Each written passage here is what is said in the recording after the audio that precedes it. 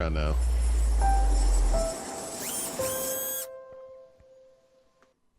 As I told throughout, I'm leaving it. This you can't really read it for what it says, but it's please install the latest Windows update or feature update, whatever.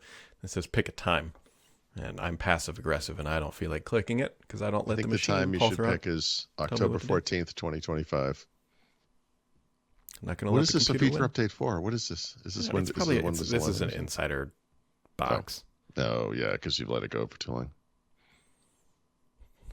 Like a week maybe. I didn't install the last one, so it's like going to force me to Yeah. do whatever. Paul, good news though. Mm-hmm. You can start paying me over Teams for. Yeah, I already have. I'm surprised you didn't notice. I'll keep waiting by the mailbox. I've chosen to pay you via GoDaddy, so enjoy that. What a weird brand name. Choices. Yeah, I know. For continuing to exist. Very much a .com name that never perished. Yeah, despite pretty much universal loathing, Yeah. They sponsored Danica Patrick and NASCAR for a long time too, Mm-hmm. didn't they? Sound about right? Sure. There's a neuron connection that could go away that I wouldn't miss, but here we are. Oh, they always had those terrible Super Bowl ads, right? Yeah. With like bikini models and stuff. So Microsoft yesterday business. announced the new Xbox dashboard, which is a lot like the old dashboard, but just smushed.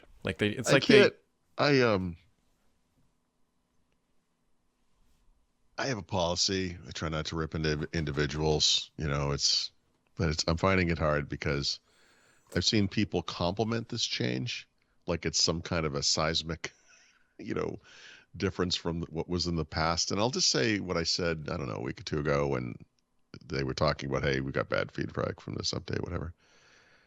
If you're turning on your Xbox and looking at the background, you're not using the console right. What are you doing? But it's Are you just there to play a game? What am I missing here? I don't know. People, the one that they were trialing was weird. Well, not even weird. Like the thing that's odd about this is Microsoft acts like these are massive changes, and really all that they did with the one that everyone hated was they just made everything bigger. Right. And they said, okay, so that didn't work. So what if we made everything smaller and pushed it to the bottom? That's all that they did. There's no other changes to the dashboard in any other way.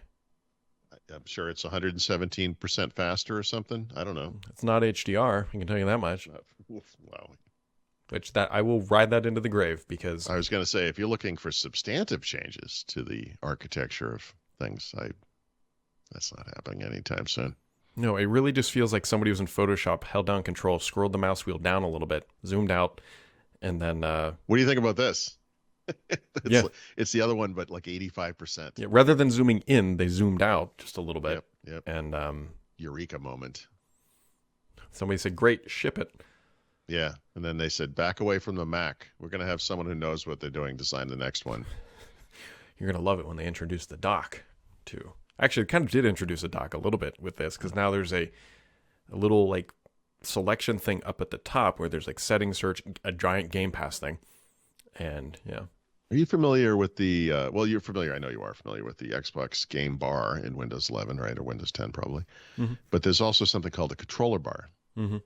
which is sort of an alternate mini interface for the Game Bar for people with a controller, right? It shows you the last 3 games, and it shows you whatever game launchers you have on your system, which for most people is like none. But whatever. That's what the Xbox launcher should be. That's all I ever want. The last 3 games, and there could be like a link to my collection, a link to the store. I mean, what are we doing with this thing?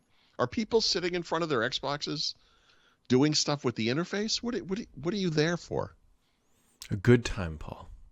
A good time. I just don't understand it. Play Halo. Stop playing with this stupid interface. What they should do is add another little bar that has things like your achievements, your customizations, and everything else, and they could call it the Charms Bar.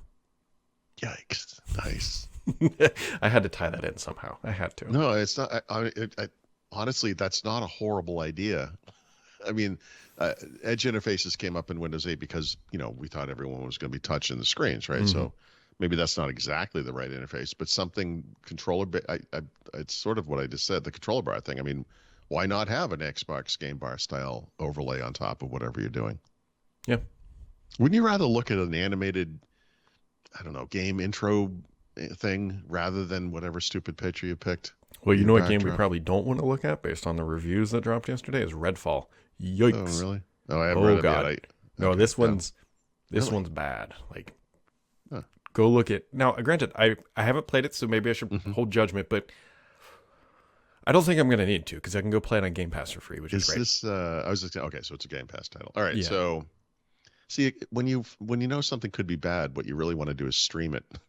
Yeah. Because you don't want to take the time to install a game like that. But interesting. Okay. But yeah, No, you should go. okay. This Yeah, is I an will. No, I will. Xbox I was going to. Yeah. Xbox Studio game, and it is Yep.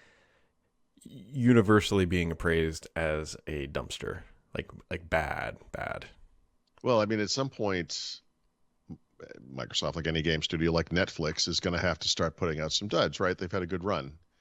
And I guess the one thing they have going for them with this game, if it is terrible, is that they're good at updating games, right? I mean, maybe this is something that can be fixed. Maybe. You know, like what was that What was that game? Cyberpunk. Yeah. Cyberpunk 2072, or whatever the stupid name is. Supposedly pretty good. But here's No the Man's thing Sky. with They that, fixed that eventually. is that people are buying this game for $70 on Steam, which is where it's also for sale. And it is, woof. Yeah, that's too bad. Okay. Yeah, well, it's more of like the string of bad releases that have come out of Xbox Game Studio. But it'll be fine once they close Activision because then they'll have all that other stuff to not ship well. I don't know.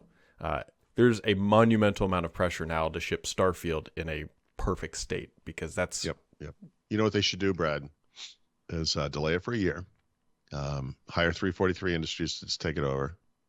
Put it on the Halo engine. I have the makings of a plan. Or please do not listen to Paul There are no Throughout. That bad is a ideas, terrible. Paul. But move on. Yeah. Anyway, so yep. Yeah, apparently Right. the Apple Watch is bringing back widgets. We'll see how that actually works.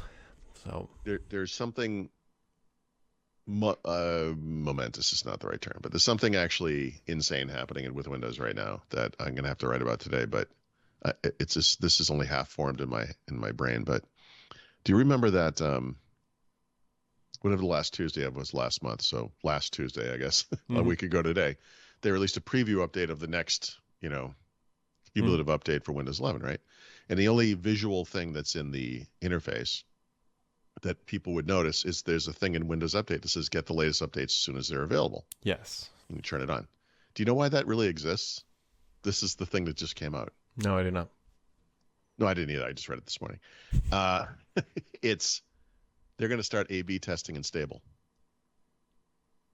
So what this switch does is make sure you're in A for new features. They're going to roll it first in stable, because otherwise they're just going to send it to some of the audience and see what happens. So That's what it is. That's what that's about. That's the reason it exists. give me the strength not to lose my. I know. So just wrote this. the way I interpret that, Paul, Yep. is that there's not enough people in the beta or the insider program. 100%. That's exactly what I took away from it too. That, or not engage people, right? Like people aren't being engaged, and the way to get engagement is to stuff it down the gullet of the people who don't have a choice that are actually using Windows to get work done every day. Really smart. I'm not a fan of this kind of A/B testing that they do in the insider program, like because as I've argued, people signed up for a very specific thing. They should get that thing, and if you don't value that, then what are you doing there? But whatever. So they've done that. Doing it in stable is unconscionable. Like, it makes no sense. And there's probably a lot of explanations out there about the various ways that Microsoft can update Windows. Like there's all these different paths now for them and everything. But honestly, I think the only thing that really matters is like not how mechanically, but when or how often they actually do update Windows. And that's something I just wrote, and now I feel like it's incomplete because there's this other piece of the puzzle. But if you go back to the release of 22H2, which was actually September technically, and they didn't call it this, but it was really kind of a preview release at first. It was only sent out to some computers, and then it was sort of re-released in October, and they added more, and blah blah whatever. They've actually updated Windows 11 with new features every single month since September, except for January, because December's the month that, that Microsoft's gone half the month, so they didn't have a preview update. That was the only time. But other than that, they've actually released there's new features every month. And I'm not talking app updates. I mean, I'm talking to the operating system.